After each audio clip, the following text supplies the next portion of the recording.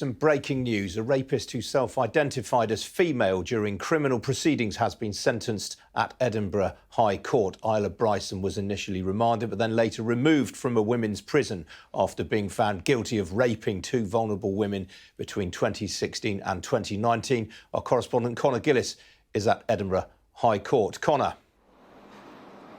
Yeah, these heinous crimes were carried out by Adam Graham. And while Adam Graham was awaiting trial for both of these sex attacks, he transitioned to a trans woman known as Isla Bryson, sitting in the dock here at the High Court in Edinburgh today, wearing a pink puffer jacket.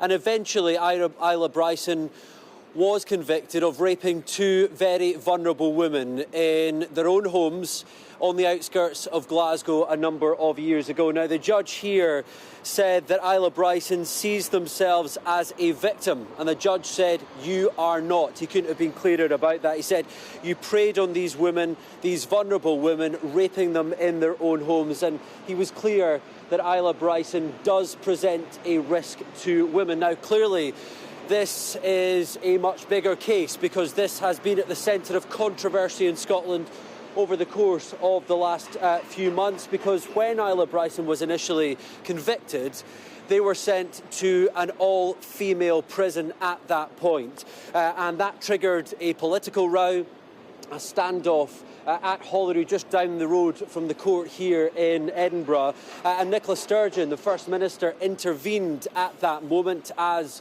the political pressure was brewing, as the row was intensifying. And hours later, Isla Bryson was removed from Scotland's only all-female prison and indeed sent to a man's jail. There was an urgent review at the time conducted as to exactly how that was able to happen in the first place.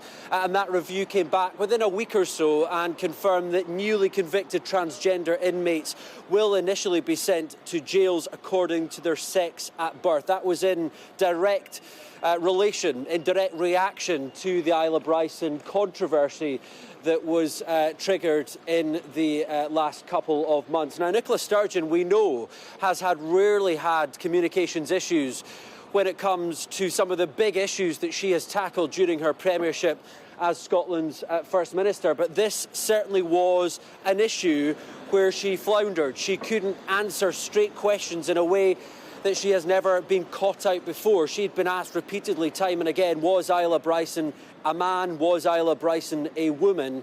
Given the nature of the crimes that Isla Bryson was convicted of, those rape charges that they will now spend 8 years behind bars. And Nicola Sturgeon, after repeated questioning, said that Isla Bryson almost certainly is claiming to be transgender as an easy way out. Now, I asked Nicola Sturgeon when she resigned at Bute House just a matter of weeks ago whether the issue around Isla Bryson, whether the issue around transgender prisoners in Scotland was one of the reasons that she was leaving office, and she said absolutely not. Short-term issues were not part of her thinking.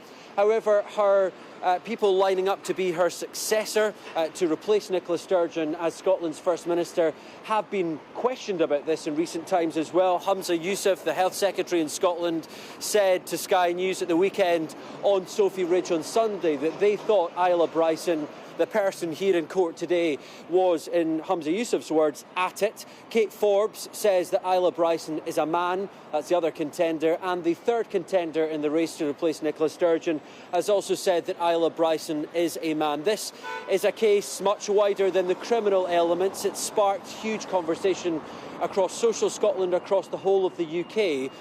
And Isla Bryson will now spend 8 years behind bars in a men's prison.